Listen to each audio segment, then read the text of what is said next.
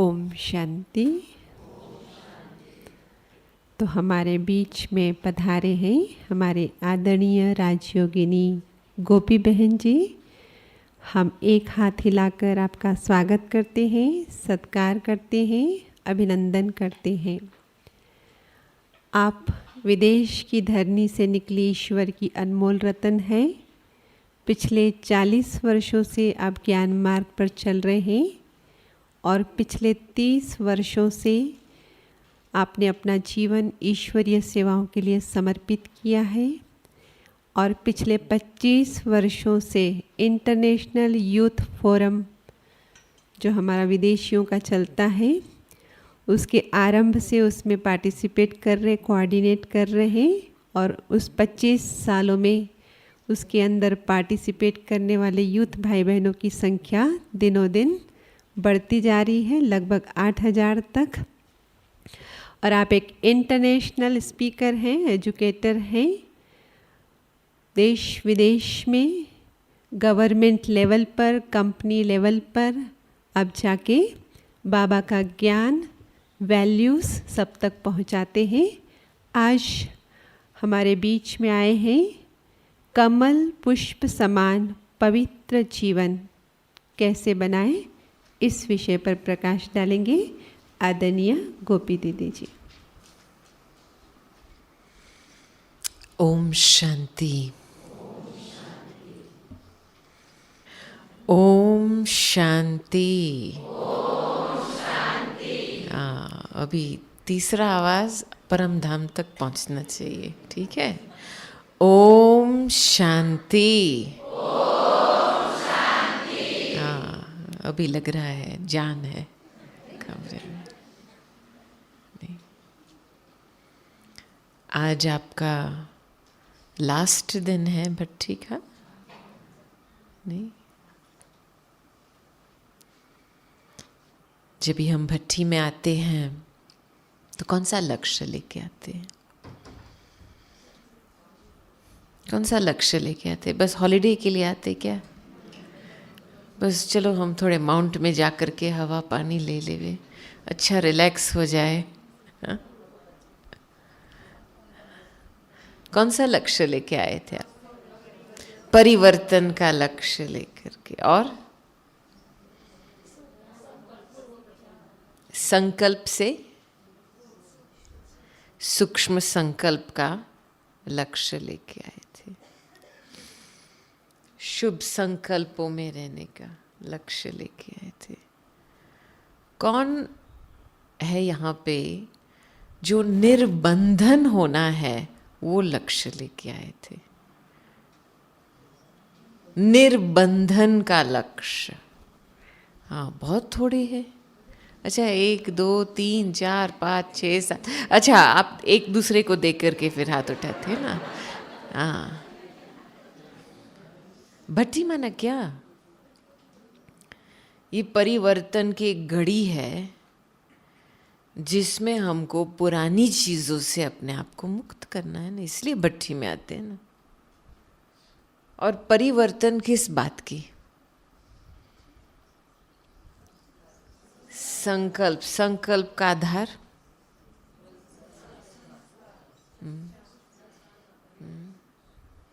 आपकी पुरुषार्थ की क्वालिटी का आधार किसके ऊपर है? बुद्धि। स्थूल रजोगुनी बुद्धि को परिवर्तन करना है और इसको सूक्ष्म सतोगुनी बुद्धि बनानी है। सतोगुनी बुद्धि में तो सब कुछ आ जाता है। सूक्ष्म संकल्प, पवित्र संकल्प, श्रेष्ठ संकल्प।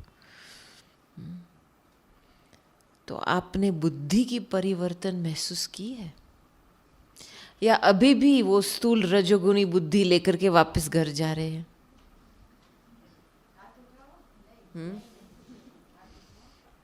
रियली ऑनेस्टी रूप से जिसने वो बुद्धि की परिवर्तन की है कि हाँ डेफिनेटली हमको एक सूक्ष्म दिव्य बुद्धि प्राप्त हुई है, इस भट्टी में हाथ उठाओ। अच्छा कहेंगे 50-60%, ठीक है। जस्ट पास हुआ क्योंकि जैसा हमारा लक्ष्य होता है वैसे हमारे लक्षण भी आते हैं हमारे सामने। मैंने बहुत बारी देखा है, जब भी हम रिट्रीट में जाते हैं, मधुबन आते हैं, तो पहले पहले जब हम साइलेंस में बैठते हैं और जैसे खुद के लिए एक विजन निकालते हैं कि मुझे क्या बनना है, इस भट्टी के अंत में मेरा विजन क्या है, मेरा रूप क्या है, जब वो हम पकड़ते हैं तो ड्रामा बाबा हमको सहयोग करते, पूरी हमारी एक लेसन प्लान बन जाती है। तो भट्टी का ये मतलब कि अपने जीवन में एक परिवर्तन की डिसीजन लेना है। आए है, अच्छा वाइब्रेशंस है बाबा के घर में, अच्छा भोजन मिलता है, अच्छी कंपनी मिलती है, नहीं रिफ्रेश तो हो जाते हैं, लेकिन हमारी खुद की शक्ति, परिवर्तन शक्ति बढ़नी चाहिए। इस पे बहुत ध्यान रखना चाहिए। अभी आप देखो, जो बोझा होता है आपके लौकिक जीवन में या अलौकिक जीवन में होता है ना, संस्कारों का, बहुत सारे अलग प्रकार के विचारों का, मोह वाले संबंधों का बोझा होता है, बहुत वैरायटी के आकर्षणों का बोझा भी होता है। वो सारे जैसे बोझे की टोकरी लेके आप फिरते घूमते फिरते हो, तो सारे बोझे आपने मधुबन में छोड़ के जाना है वापस। पर्पस तो ये है ना, खुद को हल्का बनाना है, फिर वापस जाना है। आपके दिल में थोड़ी सी भी बात रह गई होंगी ना, तो जल्दी फटाफट इसको समाप्ति करो, क्योंकि ये बीज लेकर के आप वापस जाएंगे घर तो और ही बड़ा जार उगेगा घर जाकर के। और इसके पीछे बहुत सिंपल बात है, बाबा बैठा है, जो रूप चाहिए बाबा उस रूप लेंगे आपके लिए। माँ का रूप चाहिए, बाप का रूप चाहिए, सखा का रूप चाहिए, जो भी रूप चाहिए बाबा वो रूप लेकर के आपकी आश पूरी करेगा, लेकिन दृढ़ संकल्प चाहिए। हम क्या करते, संकल्प तो बहुत करते हैं, लेकिन इसमें तो इत्फाक से एक दृढ़ संकल्प होता है, क्योंकि जब ये एक दृढ़ संकल्प होता है ना, तो और सारे विचार समाप्त हो जाते हैं। जैसे क्लियर रास्ता खुलता है कि बस यही करना है, कैसे भी करके यही करना है। तो जितने घंटे अभी बाकी है, चाहे आधा दिन, इसको पूरा यूटिलाइज करना है। दृढ़ संकल्प कि मुझे इस भट्टी से क्या परिवर्तन लेके जाना है वापस। और मुझे बहुत अच्छा लगा, जैसे मैं यहाँ साइड में आ रही थी तो दरवाजे के ऊपर बहुत सुंदर पैटर्न है, कमल पुष्प की पैटर्न है, और कमल पुष्प के बीच में शिव बाबा का लोगो है। इतना सुंदर मुझे लगा जैसे मैं अंदर आई। तो मैंने सोचा ये ब्राह्मण जीवन, कमल पुष्प एक पारिवारिक जीवन की प्रतीक है, देखा जाए तो, है ना। बाबा भी बहुत बारी बोलते हैं, और आप सभी यहाँ बैठे हैं, परिवार वाले बैठे हैं ना। तो लोटस सीट, जो कमल आसन, कौन सा आसन है? पवित्रता का आसन है। और धारणा का स्वरूप कौन सा है? कमल पुष्प माना न्यारा और प्यारा। जैसे आप अव्यक्त बाप दादा को देखेंगे ना, कुछ भी हंगामा होगा हॉल में, अव्यक्त बाप दादा की स्थिति हिलती है। हाँ, कुछ चेहरे पे कुछ सरप्राइज आता है, अरे क्या हुआ, कैसे हुआ, हलचल होती है?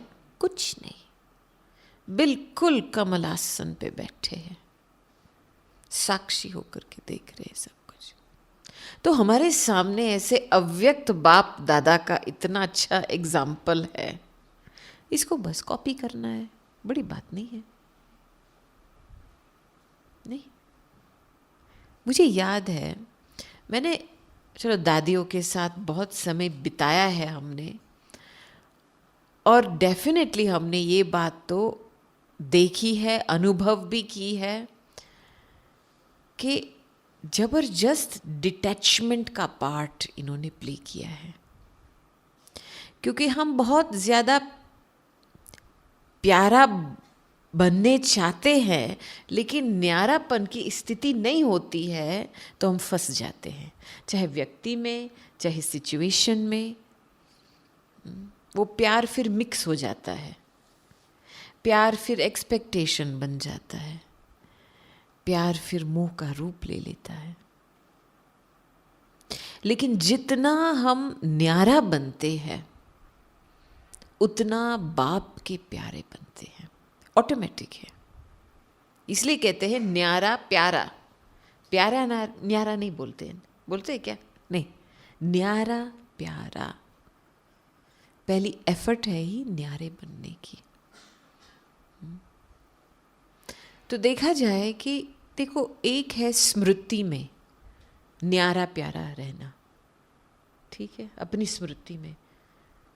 कंप्लीटली डिफरेंट सब्जेक्ट है अपने कर्मों में न्यारा प्यारा रहना।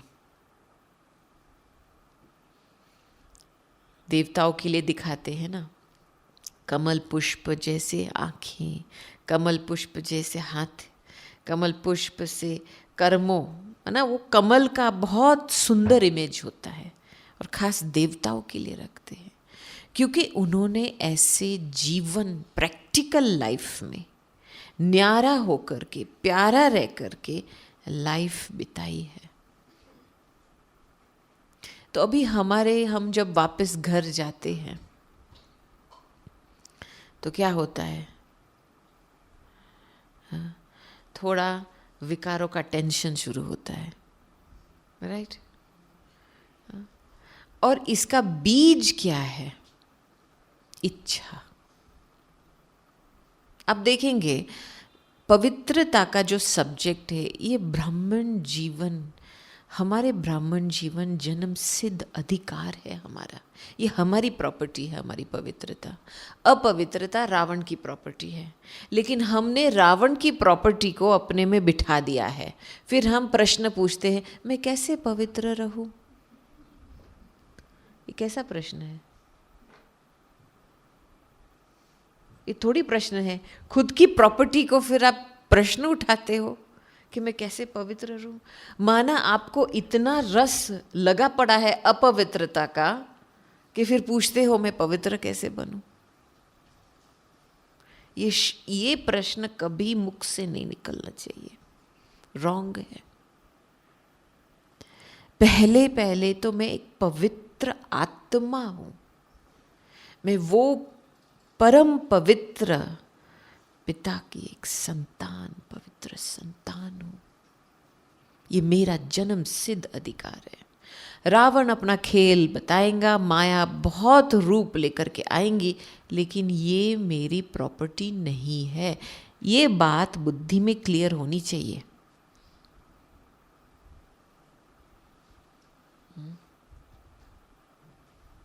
क्योंकि क्या है, देखो, ब्राह्मण जीवन में पवित्र संकल्प, मन के लिए भोजन होता है, पवित्रता के बोल, हमारे लेन देन, बिजनेस, पवित्रता के कर्म, प्योर एक्शंस जो निस्वार्थ है, ये हमारा धंधा है। पवित्रता की ये निशानी है कि सदा रहम दिल रहेगा व्यक्ति, बड़ा दिल रहेगा, फारक दिल होगा, रहम दिल भी रहेगा। पवित्रता की बीज है सच्चाई। और जहाँ तक मैंने दादियों को देखा है, ये फाउंडेशन न्यारापन का सच्चाई से शुरू हुआ है।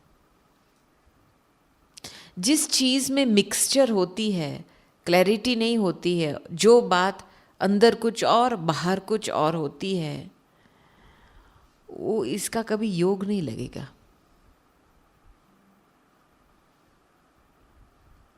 इसीलिए पवित्रता का पहला बेसिस ये है कि मैं जो हूँ, मैं जैसी हूँ, मैं बाबा की हूँ। मैं जो हूँ, जैसी हूँ, बाबा की हूँ। इसीलिए बाबा के सामने स्पष्ट रहना है। बाबा ऐसे हो रहा है। अभी एक प्रकार है कि ऑनेस्टी, जो हम कहते हैं इंग्लिश में, सच्चाई कहते हैं हिंदी में। एक प्रकार की सच्चाई है जिसमें हम कहते हैं चलो बाबा मैं ऐसी हूँ, मेरे संस्कार, मेरा स्वभाव ऐसा है, ठीक है। लेकिन ये सिर्फ आधा सच्चाई है। दूसरा भाग है सच्चाई का कि उस स्वभाव संस्कार को परिवर्तन करने के लिए क्या श्रीमत दिया है, उसको कितना तक मैं पालन कर रही हूं, वो सच्चा दिल वाला है। मन सिंसेरिटी से पुरुषार्थ करता है, इसको हम कहेंगे सच्चा दिल। बहुत लोग हैं लाइफ में, लौकिक जीवन में भी देखेंगे, बहुत लोग हैं अपने पुराने संस्कार स्वभाव का अभिमान होता है। मैं ऐसा हूँ, मुझे पता है मैं ऐसा हूँ, चलो सभी को बता दिया मैं ऐसा हूँ। परिवर्तन पुरुषार्थ, वो सिंसेरिटी की फीलिंग नहीं आती है, क्योंकि बाबा जो श्रीमत बता रहे हैं उसके ऊपर हम फॉलो नहीं कर रहे हैं। तो कौन सी श्रीमत बोल के लिए दी है बाबा ने?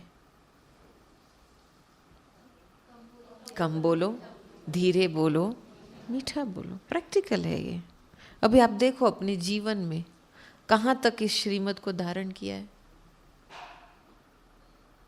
या यहाँ छोड़ करके जब आप भोजन पे बैठेंगे गपशप शुरू होगा ना। ये प्रैक्टिकल एग्जाम्पल है। आंखों के लिए क्या बताया है बाबा ने, कौन सी श्रीमत दी है? आंखें कोई व्यक्ति या वस्तु में डूबनी नहीं चाहिए। अच्छाई ग्रहण करनी चाहिए। कर्मों में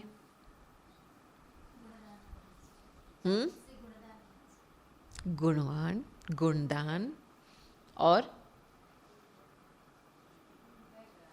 गुणग्राहक और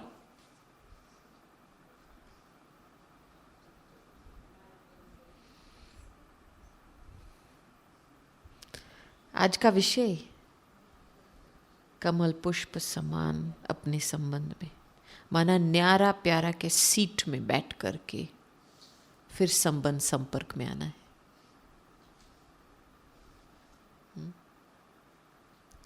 तो अंदर से आपको एक इतनी अच्छी एक मौका मिला है कि एकांत में बैठ करके अपना चार्ट क्लियर करो।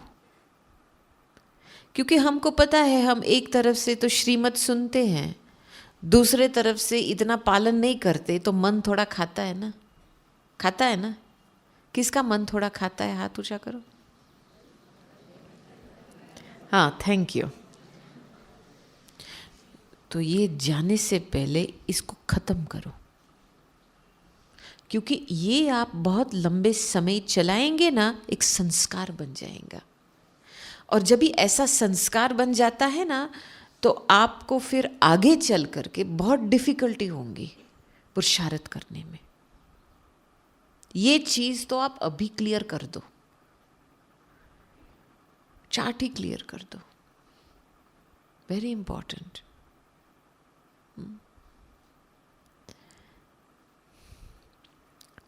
मैं एक स्टोरी सुनाती हूँ।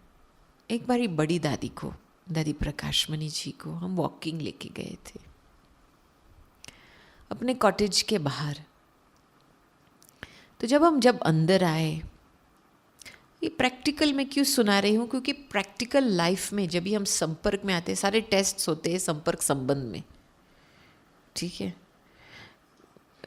कर्म बंधन चुक्त होने के बहुत रास्ते होते, चाहे आपके शरीर द्वारा, चाहे धन द्वारा, तन द्वारा, और संबंध संपर्क द्वारा। परिवार में रह करके तो बहुत कुछ सामना करना पड़ता है ना। तो दादी जी जब अंदर आए, अपने सिटिंग रूम में बैठे, तो एक बहन अंदर आई, कोई डिपार्टमेंट की बहन थी, बहुत अपसेट थी। उसको कुछ हुआ था डिपार्टमेंट में, तो बहुत ज़ोर ज़ोर से बोलने लगी दादी के सामने। मैं तो साइड पे बैठी थी, दादी बिल्कुल न्यारी प्यारी अवस्था में बैठी थी बस, और ये बहन बोलती रही, इतना ज़ोर आवाज़ से बोलती रही, और मैं साइड में बैठी हूँ और मेरे व्यर्थ संकल्प चल रहे हैं। मैं तो हालांकि इस सीन में नहीं हूँ, लेकिन मेरा व्यर्थ संकल्प चल रहा है। देखो कैसी हमारी आदत है व्यर्थ चलाने की। हमारा बिजनेस तो नहीं है इस बात में, फिर भी हम सोच करके वो बिजनेस बना देते हैं हमारा। तो मैं देख रही कि दादी कुछ जवाब नहीं दे रही है इस बहन को, और ये इतना आवाज़ से बोल रही है, उसको पता नहीं किसके सामने बोल रही है। तो 4-5 ऐसे मिनट बहुत बोला। उसके बाद दादी ने उसको पूछा, अच्छा कुछ और है बाकी? नहीं। तो फिर दादी ने यहाँ से एप्पल उठा करके एप्पल दिया उसको और गई। मैं तो हैरान हो गई। मैंने बोला, दादी ये क्या? आपने इसको ना समझाने की कोशिश की, इसको ना आपने शांत करने की कोशिश किया, कुछ नहीं किया आपने। आप बस ऐसे सुनते रहे और ये ऐसी वैसी बातें करती रहती। तो दादी ने पता है क्या जवाब दिया? अरे पगली, दादी तो सुन भी नहीं रही थी वो क्या बोल रही थी। दादी तो बाबा के साथ बैठी थी, दादी बाबा के साथ बैठी थी, साक्षी होकर के बाबा के पास बैठी थी, ताकि उस आत्मा को जो बाबा देना चाहे बाबा दे सके। मैं क्यों बीच में अपना बुद्धि यूज करूं? वो अपना पार्ट बजा रही थी। कितनी सिंपल बात है ये। अब हम क्या करते हैं, हम टू मच अपनी बुद्धि को यूज करते हैं। बात ये है, ये नहीं होना चाहिए, ये होना चाहिए, ऐसे नहीं होना चाहिए, ऐसे होना चाहिए। ये सूक्ष्म जो इच्छाएं है, चाहिए का जो शब्द आता है, वो हमारे अंदर एक घृणा पैदा होता है या मोह पैदा होता है किसी के प्रति। हम फंस जाते हैं इन दोनों में। जैसे कहते हैं ना, सेल्फिश मोटिव, हम अंदर से स्वार्थी भाव वाले बन जाते हैं। अरे कोई अपना पार्ट बजा रहा है, फिल्म में सभी का पार्ट है, हीरो का पार्ट है, हीरोइन का पार्ट है, किसी का बुरा है, किसी का अच्छा है, वो अपना पार्ट बजाएगा ना, और आप एक्टर होकर के आप अपना पार्ट बजाएंगे। तो हमारा जो हीरो पार्ट धारी है, जो बाबा के साथ कंबाइंड रहने का पार्ट है, वो हम क्यों ना बजाए? क्यों नहीं? बाबा स्वयं हमको कंपनी दे रहा है।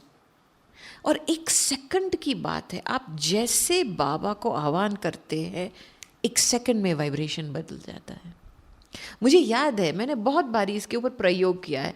तब से लेकर के मेरे हाथ में एक विद्धि आ गई कि कुछ भी हो जाए, कैसा भी व्यक्ति सामने आए, मुझे बाबा के साथ बैठना है बस, फिर देखना है क्या होता है। तो एक दूसरा उदाहरण देती हूँ।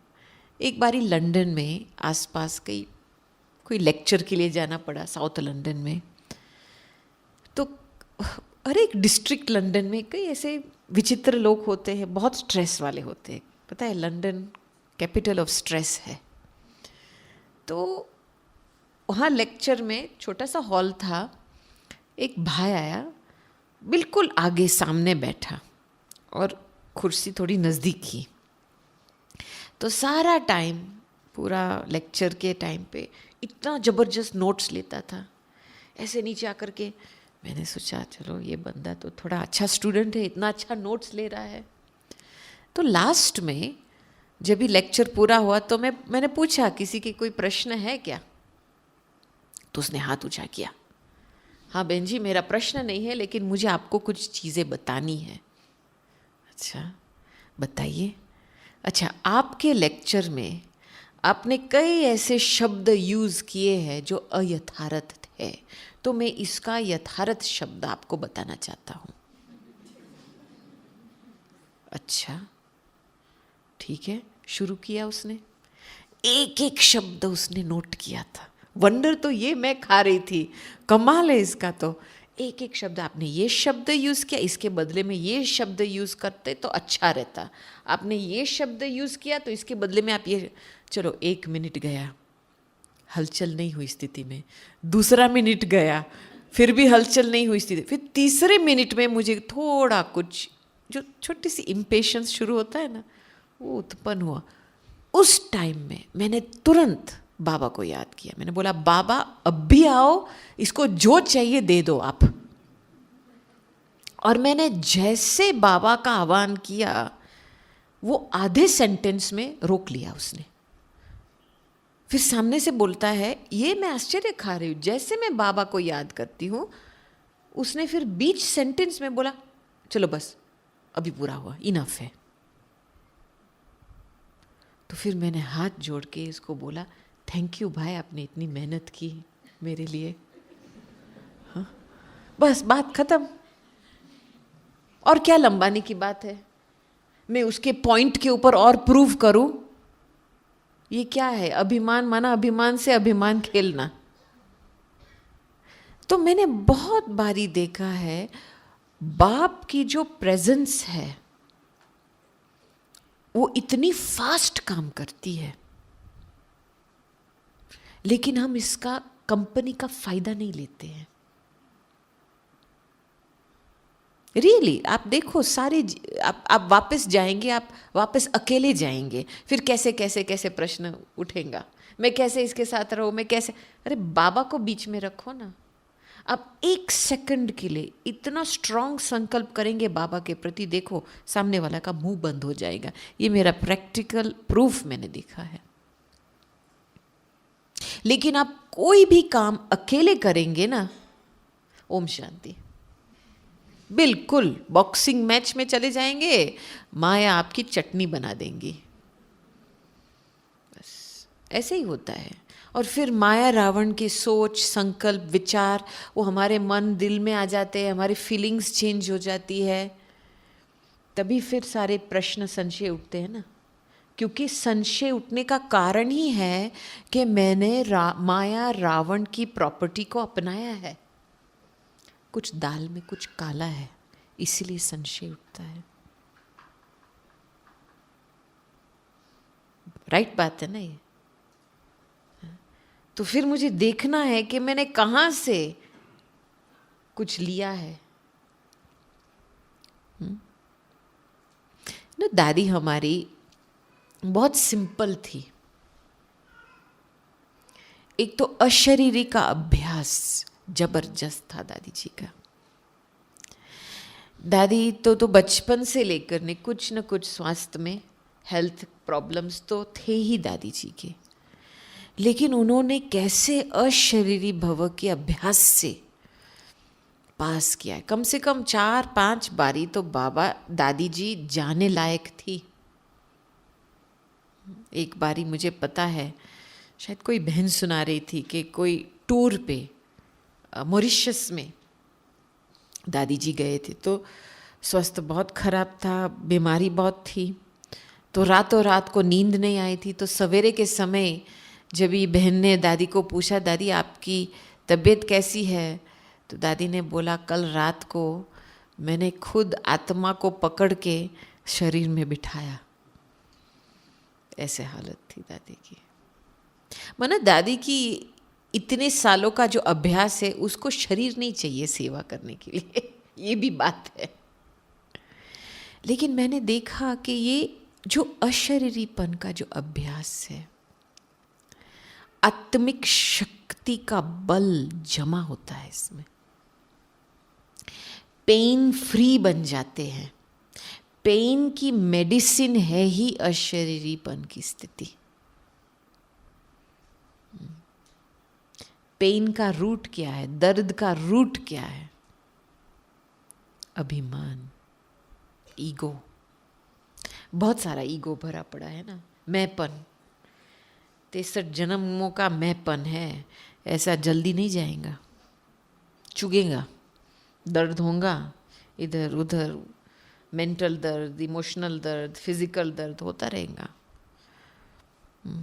लेकिन जितना हम अशरीरी का अभ्यास करते हैं, तो जैसे एक कंट्रोल पैनल होता है ना, उसका जो बटन होता है वो हमारे हाथ में होता है। पेन फ्री हम अपने आप को बना सकते हैं। तो ये दादी की बड़ी खूबी थी। और एक बार हमने दादी को पूछा था कि दादी आपका पुरुषार्थ क्या है, आपकी पुरुषार्थ की सीक्रेट क्या है? पता है दादी ने क्या बोला? कि बस मैं अपनी फीलिंग्स को क्लीन रखती हूँ, मैं अपनी फीलिंग्स को साफ रखती हूँ। कितना सिंपल पुरुषार्थ है ये, कितना गहरा है ये। कई बारी लोग पूछते हैं हम न्यारापन कैसे महसूस करें? न्यारापन नहीं होता है क्योंकि कई जगह पे हमारे फीलिंग्स डिस्टर्ब हुए हैं, टेंशन में आ गए, इमोशनल बन गए हैं, कोई व्यक्ति में अटके हुए हैं, कोई सिचुएशन में अटक गए हैं। राइट? फीलिंग्स की बात है ना। फीलिंग्स जैसे ग्लू होता है ना, चिपकाता है हमको। तो फिर उस चीज़ से, उस व्यक्ति से, उस सिचुएशन से न्यारा होना फिर डिफ़िकल्ट लगता है, क्योंकि हमारी फीलिंग्स बदल गई है। देखो, आप किसी के प्रति घृणा रखेंगे ना, तो उसके नुक्स आपको बार बार याद आएगा ना, याद आएगा ना। और जिसके प्रति आप मोह रखेंगे वो भी याद आएगा, दोनों होता है ना। और फिर जिसको आप याद करेंगे वो इसका रूप आपका रूप बन जाएगा, और आपकी जो ओरिजिनल पर्सनैलिटी है वो ढक जाएगी।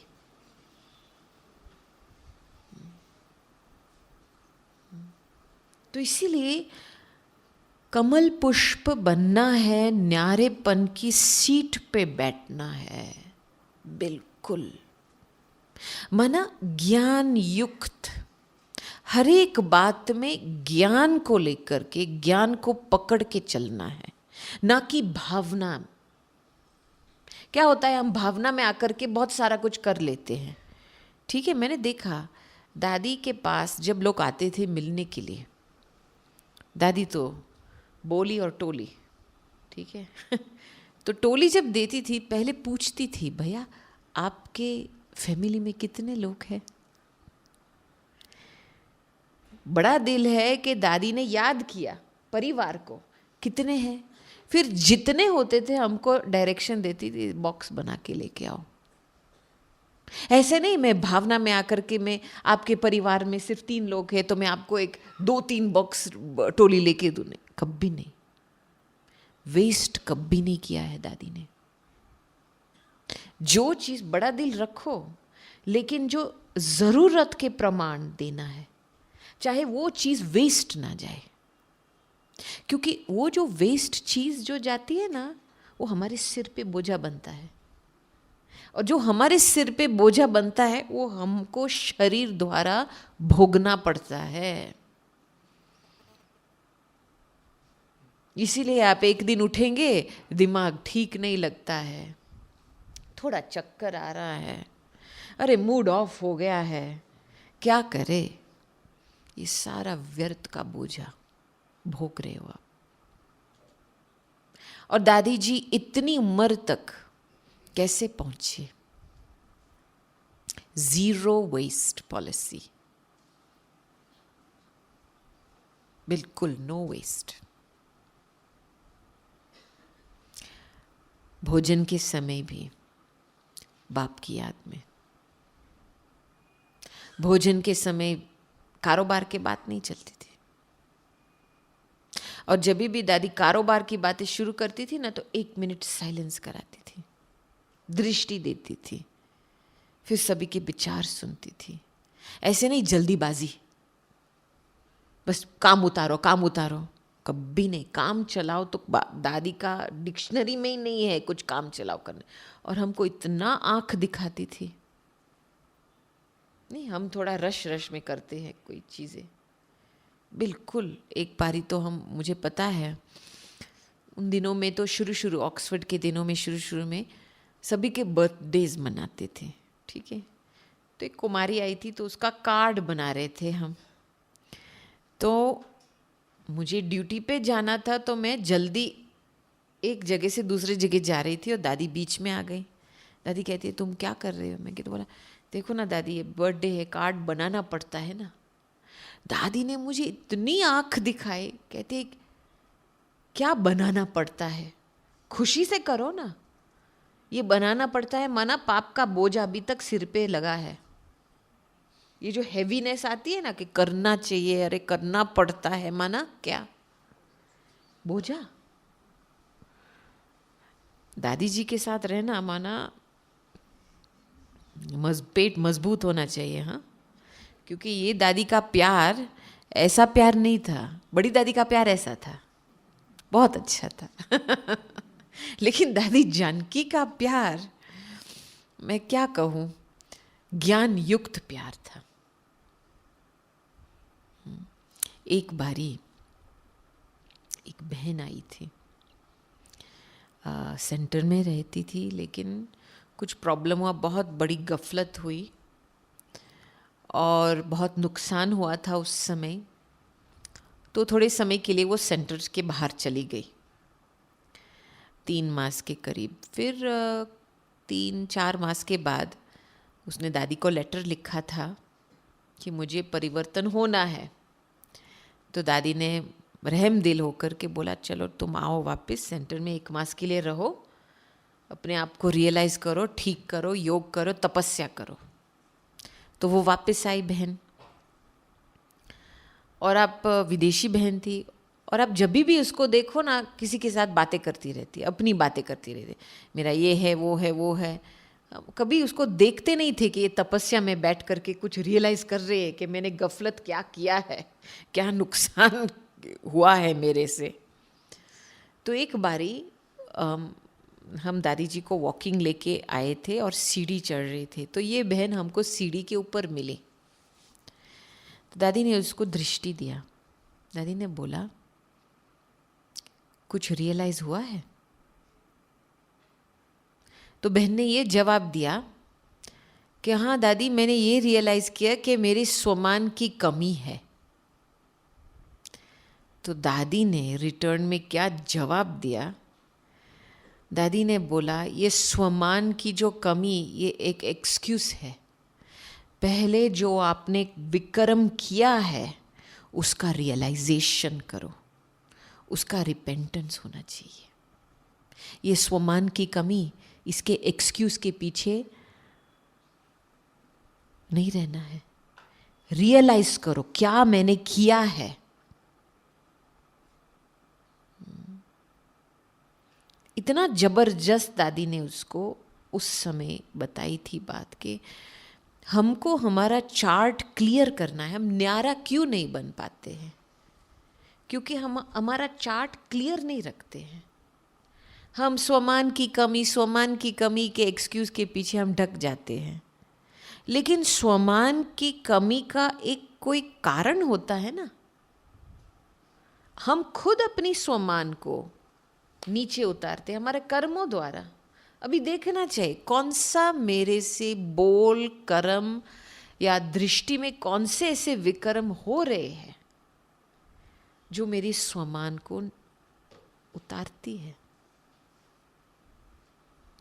इतना तक रियलाइजेशन होना चाहिए। ये है स्पष्ट रहना, अपने कर्मों की गैप को बंद करना है।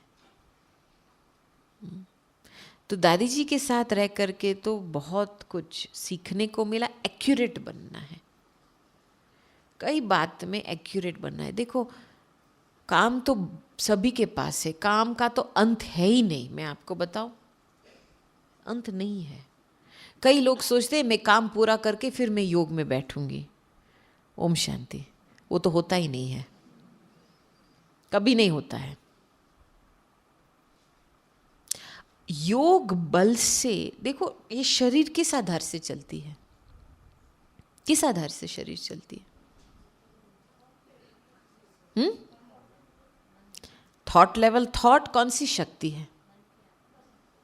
मन कौन सी शक्ति है? आत्मिक शक्ति है ना। मन तो एक आत्मा की शक्ति है ना। तो पूरा शरीर आत्मा की शक्ति के आधार से चल रही है।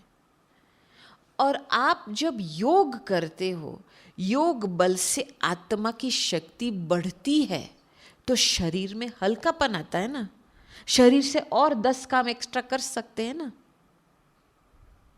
अभी आप योग को साइड में रख दो और बोलते हैं मुझे कर्म करना है, तो किस आधार से आप कर्म कर रहे हो? पुराने संस्कार स्वभाव के आधार से। उसमें आप आत्मिक बल के आधार से कर्म नहीं कर रहे हो। आपका पुराना नेचर, पुराने संस्कार आपको चला रहे, तो फिर गाड़ी रुक जाती है, बस थक गए हैं। थकावट किस आधार से होती है? लिमिट तक पहुंचे ना। आपके स्वभाव संस्कार एक लिमिट होता है। तो इसीलिए कभी भी ऐसे नहीं सोचना चाहिए कि मैं ये काम पूरा करूं फिर योग में बैठूंगी। नो वे। उस समय 1 मिनट निकालो, 2 मिनट निकालो, अपने आप को न्यारेपन की कमल पुष्प आसन पर स्थित करो। मैं एक न्यारी आत्मा, एक पवित्र आत्मा, बाप की संतान हूं। इसकी खुशबू लो, इसका रस ले लो। रस लेकर के फिर आगे काम करो। लेकिन उस समय जब वो संकल्प आता है योग का, आप उसको इग्नोर करके काम करेंगे ना, वो भी संस्कार बन जाता है। फिर आगे के लिए आप कभी भी योगी जीवन महसूस नहीं कर पाएंगे। ये बहुत सूक्ष्म गहरी बातें हैं कि हम जैसे हम हमारे साथ डील करते हैं, वो डीलिंग एक संस्कार बन जाता है और वही संस्कार हमारे पुरुषार्थ में विघ्न डालता है। हम खुद हमारी हैंडलिंग से हम विघ्न डालते हैं। मुझे याद है शुरू अमृत वेले के समय, बहुत छोटे थे और वेदांती बहन हमको रिवर्स साइकोलॉजी यूज करती थी। माना नहीं आप बहुत छोटे हो, 4-5 साल, आप अमृत वेले के लिए ना उठो। अभी आप सोचो, आप छोटे बच्चे को ना बोलेंगे तो क्या करेगा? वही चीज करेगा ना। तो मेरे मन में बैठ गया, अरे ये दीदी ना क्यों बोल रहे हैं, मुझे ये करना ही है। तो एक रात में, सारी रात में प्रतिभा बहन के साथ सोती थी, सारी रात मैंने बोला ये जब उठेंगी ना तो मैं उसके बाद उठ करके मैं तैयार होकर के मैं देखूंगी कहाँ जा रही है। तो वो जो रिवर्स साइकोलॉजी हुआ था कि मुझे ये करना है, तो एक दो बार अच्छा लगा। मैं जब पहली बार उठी तो दीदी रूम से बाहर निकली तो मैं पीछे पीछे गई। थोड़े समय के बाद तो मैंने देखा योग के रूम, तो मैं छुप के पीछे आकर के बैठ गई। बहुत अच्छा लगा। फिर थोड़े समय के बाद, शुरू में जैसे हनीमून पीरियड होता है ना, कुछ पुरुषार्थ अच्छा लगता है, फिर थोड़ा सा ढीला हो जाता है। हाँ, तो फिर ठंडी का मौसम जब आता है तो क्या होता है, बस थोड़ा 2-4 मिनट बिस्तर में और रह जाए ना, फाइन गरमाइश है ना बिस्तर में, थोड़ा 2-4 मिनट एक्स्ट्रा, बाबा फिर मैं आती हूँ मिलने के लिए, होता है ना। ठीक है, तो वो मैंने देखा, वो बात शुरू हुई।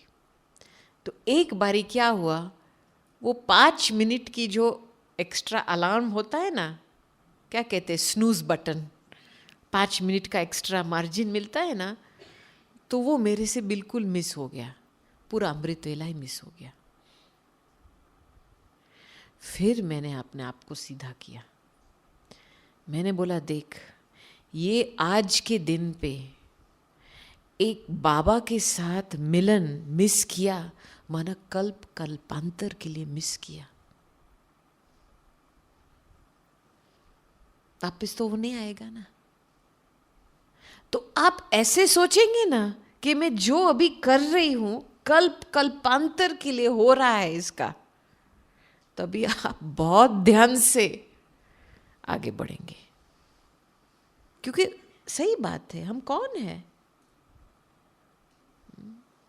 चाहे बोल के रूप में, चाहे कर्म के रूप में, चाहे अपने पुरुषार्थ में, मैं जो अभी कर रही हूं, कल्प कल्पांतर का इसका रिजल्ट निकल रहा है। कभी भी थोड़ी सी भी आलस्य आती है ना, मैं ये बात सामने रखती हूँ, फटाफट बिस्तर के बाहर, त्याग त्याग करो, नहीं चाहिए मुझे, मेरी पूरी कल्प अच्छे से अच्छी कल्प चाहिए, पूरी स्टोरी अच्छे से अच्छी बनानी है, राइट? तो अभी भी उस लेवल का पुरुषार्थ चाहिए। तो न्यारापन बनना डिफिकल्ट बात नहीं है। बाबा को कंपेनियन बना दो, फीलिंग्स को क्लीन रखो, सिंपल है ये बात। अपनी पवित्रता जो जन्म सिद्ध अधिकार है उसको छोड़ना नहीं है, कुछ भी हो जाए। ये जब दृढ़ संकल्प रखेंगे ना, आप देखो बाबा ड्रामा आपको कैसे मदद करता है। एक सिंधी बहन थी हमारे पास लंदन में, बहुत बड़ी खानदान वाली थी। तो दोनों युगल ज्ञान में आए थे, चल पड़े थे। और आपको पता है कि जब भी वो अपने फैमिली में जाते हैं, सिंधी परिवार में, तो खाना पीना कैसे होता है, मांस बास, अल्कोहल बैल्कोहल सब कुछ वो होता है। तो अभी ये तो ज्ञान मार्ग में शुरू किया उसने, और उसने अंदर से दृढ़ निश्चय किया था कि मुझे अपना खान पान शुद्ध रखना है। लेकिन जब परिवार में जाते हैं वो इतना पूछताछ करते हैं, अरे तुम क्यों नहीं खाती हो क्या। तो उसने एक युक्ति रचाई। जब भी खाना पिरोस रहे थे उस समय, एक युक्ति निकाल करके वो बाथरूम के लिए थोड़ा एक्सक्यूज बनाया। ठीक है, बाथरूम में गई और बाथरूम में बैठ करके बाबा को इतना ज़बरदस्त याद किया। कहती है, देखो मैं आपके पास आई हूँ और मैंने ये व्रत लिया है कि मेरा खान पान शुद्ध होना चाहिए, मुझे इसको टच नहीं करना है, मुझे इसके प्रेशर में नहीं आना है, अभी आप मुझे मदद करो। तभी उसके दिमाग में ये आया, थोड़ा फ्रूट खा लो, बस बोल दो कि मैं डाइट पे हूँ, मुझे फ्रूट चाहिए। बाहर निकल ली, बाबा को लेकर के निकली बाहर, और सामने मदर इन लॉ आई, सास आई सामने से। क्यों नहीं खा रही हो? मेरी तबीयत थोड़ी नरम है, मैं थोड़ा डाइट कर रही हूँ, लेकिन मैं फ्रूट खाऊंगी।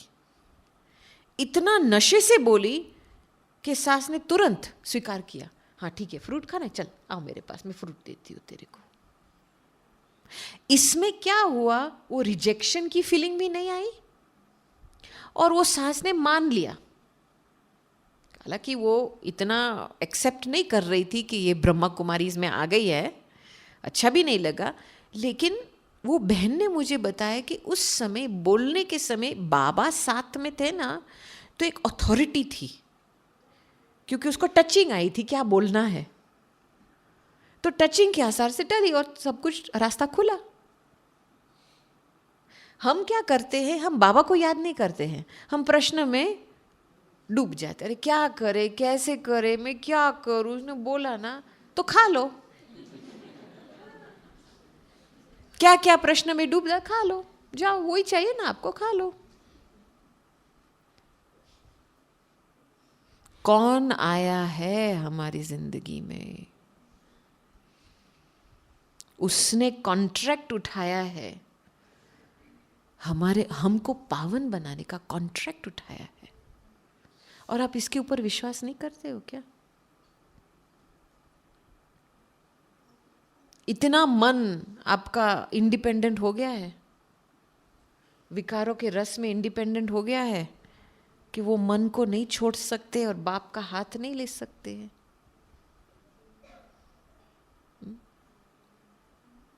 बहुत सिंपल है ये, इजी है राजयोग। मैं कहती हूँ इजी है, बस बुद्धि नहीं चलानी है प्लीज। दादी कभी भी हमको बोलती थी हाथ जोड़ के, प्लीज बुद्धि नहीं चलाओ। बहुत नुकसान होता है। मैंने खुद अनुभव करके मैं बता रही हूँ आपको। और क्या है, हम सोचते हैं हम बहुत होशियार है उस समय। ये होशियारी नहीं है, ये माया का रॉयल रूप है, आपको विचारों का जाल में फंसाने के लिए। कई बातें ऐसी होती है सेवा की फील्ड पे। जब भी हम वो बातें दादी के सामने लेके आते थे ना, तो दादी हमको बोलती थी ऐसा विचार नहीं करो, इसको रोक दो। हमको वो ट्रैक पे जाने ही नहीं देती थी, क्योंकि वो एक इम्पॉसिबल, इसके सलूशन नहीं है, वो जाल बन जाता है। आप इधर से सोचते हो, इधर से सोचते हो, इधर से, फिर जाल में फंसते हो। फिर बाबा को बोलते बाबा मुक्ति दो ना। संकल्प ही नहीं रचो, फिर सेफ रहेंगे। ये दादी जी की सीक्रेट ये है। कुछ भी हो जाए, बाबा बैठा है। संकल्प रचना है तो बाबा के प्रति रचना है। मुझे कल ही किसी ने प्रश्न पूछा कि हम व्यर्थ संकल्प से कैसे मुक्त हो जाए। इजी है तरीका, बाप के अंत में चले जाओ। बाप के जो हर एक टाइटल है उसको उस समय याद करो। बाबा आप कौन हो, कहाँ हो? आप मास्टर प्यार सागर हो। वो प्यार के सागर में डुबकी लगाओ। वेस्ट खत्म, व्यर्थ खत्म। आप किसके प्रति सोचेंगे, देहधारी के प्रति या भगवान के प्रति? तो ये एक संस्कार बना दो। बाबा के हर गुण, हर शक्ति में डूब जाओ और ये संस्कार बना दो। और फिर आप देखेंगे चलते फिरते जल्दी वो याद रहेंगी। आपको देहधारी के संकल्प नहीं आएंगे इतने। ये भी आदत है ना, ये भी बंद करना है। अब जितना ये चलाएंगे ना उतना ये चलेगा। ये जितना बंद रखेगा ना उतना ये कंट्रोल में आ जाएगा। सिंपल बात है। सिंपल बात को डिफिकल्ट नहीं बनाओ।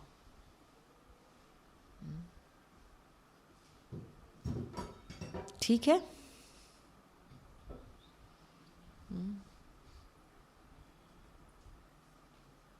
पुरुषार्थ को सहज बनाने की विधि मिली आपको? तो अभी जाने से पहले चार्ट साफ करना है, दृढ़ संकल्प लेकर के जाना है। जो भी बोझा है सिर पे वो छोड़ के जाना है। ओके? ओम शांति।